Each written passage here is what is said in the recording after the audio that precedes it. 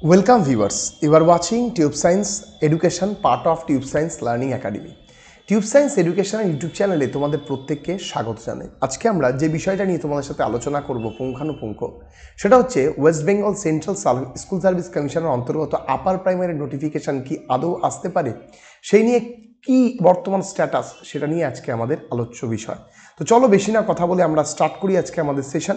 তো আজকে দেখো তোমরা আমি একটা কথা বলি, কোন কোন বিষয়ের উপর ভিত্তি করে মনে হচ্ছে যে মোটামুটি তোমাদের নোটিফিকেশান খুব শীঘ্রই আসতে পারে, কোন কোন বিষয়ের ওপর। দেখো যদি আমি তোমাদেরকে একটু আমরা এইটা লক্ষ্য করো যে schedule of distribution test certificate with life time validation southern রিজিয়নের, হ্যাঁ, তো আস্তে আস্তে এই তোমার লাইফ টাইম তোমার হচ্ছে তোমার বলা যেতে পারে সাউদার্ন রিজিয়নের সম্পূর্ণ টেট সার্টিফিকেট লাইফ টাইম বিতরণ করা হবে, তার জন্য তার শিডিউলও দেওয়া রয়েছে, ঠিক আছে। এবং সেই শিডিউল অনুযায়ী কিন্তু ছেলেপেলে অবশ্যই কিন্তু করবে। এবং আমি একটা কথা বলি কি, যে তোমাদের দেখো এখানে সব কিছু শিডিউল দেওয়া রয়েছে।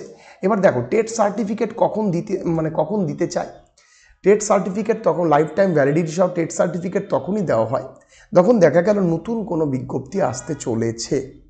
আমাদের রাজ্য সরকার আমাদের রাজ্যে যে বলা যেতে পারে আপার প্রাইমারি স্কুলগুলোর যা ভগ্নপ্রায় দশা বা শিক্ষকহীন অবস্থা তা কিন্তু সত্যি সংকটজনক। এই জায়গায় দাঁড়িয়ে নতুন বিজ্ঞপ্তি আসার খুবই প্রয়োজন। তার কারণ 2015 পর থেকে প্রায় 2-3 বার প্রাইমারি রিক্রুটমেন্ট হলেও এখন অবধি একবারও আপার প্রাইমারি নিয়োগ কিন্তু হয়ে উঠতে পারেনি। তো আপার প্রাইমারি নোটিফিকেশানটা আসার খুব প্রয়োজন। এবং দেখো আপার প্রাইমারি কিন্তু ইতিমধ্যেই তাদের বহু প্রতীক্ষিত এবং বহু পুরনো, ঠিক আছে, 2015 সালের ক্যান্ডিডেটদের নিয়োগ দিয়েছে। এখন প্রশ্ন আসছে যে নতুন নোটিফিকেশান কি স্যার আসতে পারে। দেখো আমি একটা কথা বলি যে আপার প্রাইমারি রিলেটেড কোনো রকম কোনো নিষেধাজ্ঞা কলকাতা হাইকোর্ট কর্তৃক এবং অন্যান্য কোনো জায়গা থেকে নেই, ঠিক আছে, যে আপার প্রাইমারি নোটিফিকেশান আসতে পারবে না। আপার প্রাইমারি নোটিফিকেশান হয়তো আসবেই এবং খুব শীঘ্রই হয়তো আসবে। এবং মোটামুটি এই বছরের শেষে তোমরা আপার প্রাইমারি একটা নোটিফিকেশান দেখতে পারো, তার কারণ টেট সার্টিফিকেট বিতরণ হয়েছে। এবং যেটুকু আমার কাছে আপডেট, খুব শীঘ্রই সমস্ত স্কুলের শূন্য পদ বা ভ্যাকেন্সি যাচাই করার জন্য কিন্তু একটা নির্দেশিকা যেতে পারে স্কুল শিক্ষা দপ্তরের তরফ থেকে। তো যদি যায় মোটামুটি তার কিছু মাসের মধ্যেই তোমরা একটা নোটিফিকেশান পেতে পারো। যদিও হিউজ শূন্যপদ থাকার মতো একটা আশঙ্কা কিন্তু আমরা প্রত্যেকেই দেখতে পাচ্ছি আপার প্রাইমারির রেসপেক্টে। এবার দেখো প্রশ্নচিহ্ন হচ্ছে আপার প্রাইমারি নিয়োগ বেরিয়ে গেলেই তোমরা কি এখন আপার প্রাইমারি নোটিফিকেশন পড়াশোনা শুরু করবে। দেখো আমি একটা কথা বলি, বর্তমান পরিস্থিতি প্রেক্ষাপটে দাঁড়িয়ে আমার মতে এই মতো অবস্থায় আপার প্রাইমারি নোটিফিকেশান না শুরু করে, পড়াশোনা না শুরু করে তোমরা অনলাইন WBPSCর পরীক্ষাগুলো খাটো এবং আপার প্রাইমারির যে সাইকোলজি কোশ্চেনগুলো একটু চাইলে দেখতে পারো। তার কারণ মোটামুটি বিজ্ঞপ্তি আসার পর তোমাদের পর্যাপ্ত সময় থাকবে যাতে তোমরা প্রিপারেশন করতে পারো। মোটামুটি ফর্ম ফিল আপ করার পর 4 থেকে 5 মাস টাইম পাবে, তার মধ্যে তোমরা প্রিপারেশন করতে পারবে। হ্যাঁ, যারা নতুন তারা কিন্তু তোমাদের কিন্তু অবশ্যই রেডি করতে হবে এবং তার মধ্যে কিন্তু কোনো রকম কোনো কথা কিন্তু শোনা যাবে না।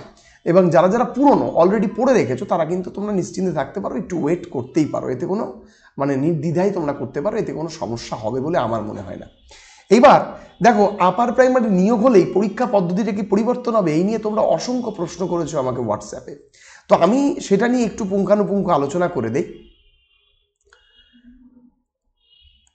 দেখো আপার প্রাইমারি 2016তে যেটা হয়েছিল তাতে কিন্তু ইন্টারভিউ ছিল, এটা ভালো করে মাথায় রাখবে। সাঁওতালি মিডিয়াম যেটা হয়েছে, সাঁওতালি মিডিয়াম 2022 সালে, সেখানে টেট কোয়ালিফাই করার পর যেহেতু ইন্টারভিউ ছিল না তাই কিন্তু সেখানে মেন এক্সামিনেশন নেওয়া হয়েছে। তো তোমাদের এখন প্রশ্নচিহ্ন অনেকে, স্যার যদি এখানে পরীক্ষা হয় তাহলে কি আমাদের ইন্টারভিউ থাকবে। দেখো ইন্টারভিউ হয়, ইন্টারভিউ থাকবে অথবা মেন থাকবে, মেন হবে, ঠিক আছে। যদি ইন্টারভিউ হয় তো হয়ে গেল, আর যদি ইন্টারভিউ না হয় তাহলে কিন্তু মেন পরীক্ষা হবে। তো যদি মেন পরীক্ষা হবে সেই মেন পরীক্ষার সিলেবাসটা কেমন থাকবে সেই নিয়ে কিন্তু সবার প্রশ্নচিহ্ন। যেটুকু আমার মনে হয় যে পূর্ববর্তী সাঁওতালি মিডিয়ামের যে তোমার আর যেটুকু আমরা যোগাযোগ করে বা যেটুকু আমরা জানতে পেরেছি মোটামুটি একটু চেঞ্জেস কিন্তু আসতে পারে। তবে তোমরা একটা কথা মাথায় রাখবে যে সাঁওতালি মিডিয়ামে যেমনভাবে পাস কোর্সের সাবজেক্টগুলোকে নিয়ে গ্র্যাজুয়েশনের সিলেবাস দিয়ে সেইটা পরীক্ষাটা নেওয়ার একটা পরিকল্পিত ছিল, হয়তো সেই পরীক্ষাটা পদ্ধতিটার একটা চেঞ্জেস আসতে পারে। হয়তো তোমাদের সেকশনটা কেটে নিয়ে হয়তো 11-12 সেকশন অবধি দিয়ে দিলে এবং তার মধ্যে একটা সিলেবাস দিয়ে 11-12 সেকশন লেভেল স্ট্যান্ডার্ড দিয়ে তোমাকে ফিজিক্স কেমিস্ট্রি ম্যাথ সবই কিন্তু পড়তে হতে পারে। বা তোমাদের মানে পাস কোর্সের যা সাবজেক্ট ছিল, যদি তোমাদের জিওগ্রাফি অনার্স থাকে, তার সঙ্গে যদি হিস্ট্রি থাকে, পলিটিক্যাল সায়েন্স থাকে, তোমাকে সেগুলো কিন্তু পড়তে হতে পারে সেরকম একটা, এবং তার লেভেলটা কমিয়ে দেওয়ার একটা টেন্ডেন্সি রাখা হচ্ছে। নতুবা ইন্টারভিউ আসবে, এবং ইন্টারভিউ আসলে একটা বিরাট বড় প্রশ্নচিহ্নের মুখে পড়তে হয় যে নিয়োগ পদ্ধতিটা আদৌ স্বচ্ছ তো। তার কারণ পশ্চিমবঙ্গে আমরা বিগত দিনে বারবার দেখেছি বিভিন্ন রকমভাবে নিয়োগ পদ্ধতির বিভিন্ন সমস্যা। সেই জায়গায় দাঁড়িয়ে ইন্টারভিউ দিয়ে যে স্বচ্ছ নিয়োগ প্রক্রিয়ায় নিয়োগ মানে সম্পন্ন হবে, সেটা কিন্তু একটা বড় প্রশ্নচিহ্ন এসে দাঁড়ায়। তো যাই হোক, আমার এই ভিডিওটির মারফত আমি খুব সংক্ষেপে তোমাদেরকে জানালাম যে এই বছরের শেষে তোমরা হয়তো আপার প্রাইমারি একটা বিজ্ঞপ্তি পেতে পারো, এবং পরীক্ষা হতে হতে হয়তো 2026 সাল, ভোটের আগেও হতে পারে অথবা ভোটের পরেও হতে পারে। তার কারণ তুমি বুঝতেই পারছো, পরীক্ষা আমরা মাদ্রাসা সার্ভিস কমিশনেও দেখলাম এবং অন্যান্য পরীক্ষার শিডিউলেও দেখেছি, ফর্ম ফিল আপ করার পর সঙ্গে সঙ্গে 1 মাসের মধ্যে পরীক্ষা। এই দুঃসাধ্যকর ব্যাপার কিন্তু আমাদের পশ্চিমবঙ্গে হয়নি, এবং ভবিষ্যতেও হলে পরে তো খুব ভালো লাগবে, হবে বলে আমার মনে হয় না। তার কারণ তারা মোটামুটি ডিসেম্বর মাসে বিজ্ঞপ্তি দিলে মোটামুটি জুন জুলাই তাদের পরীক্ষা হবে তার পরবর্তী বছরে।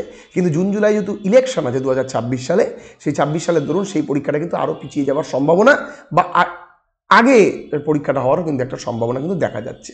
তো দেখা যাক কী হয়, কী বৃত্তান্ত, এবং আমরা যা প্রেডিক্ট করি, আমাদের মাননীয়া যা ভাববেন তার উপরেই সব কিছু নির্ভর করে। তো আমাদের বর্তমান শুধু টিচিং সেক্টর না, শিক্ষা বিষয়ক সংস্থা নয়, বিভিন্ন স্বাস্থ্য, শিক্ষা এবং অন্যান্য সংস্থা ব্যাপকভাবে ভগ্নপ্রায়, এবং সমস্ত কিছু নিয়ে রিক্রুটমেন্ট অতিরিক্ত প্রয়োজনীয় আমার বলে মনে হয়।